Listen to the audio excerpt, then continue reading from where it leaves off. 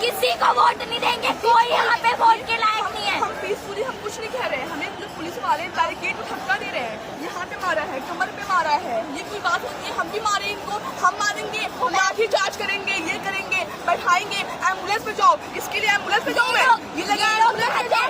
हम रेप के खिलाफ लड़ते हैं, इन लोगों ने खुद अभी लड़कियों के कपड़े फाड़े हैं। हाँ, ये लोग लड़ेंगे क्या हमारे खिलाफ? सोनम सेफ्टी कर रहे हैं हमारी, पकड़ा, सोनम ये जी सेफ्टी कर रहे हैं क्या हमारी? जी को उन्होंने पकड़ा, जो क्रिमिनल से उनको नहीं पकड़ते इतनी जल्दी। वो साथ उनके लिए आवाज नहीं उठा रहे। इन्होंने फीमेल आज हम मार्च करने आ गए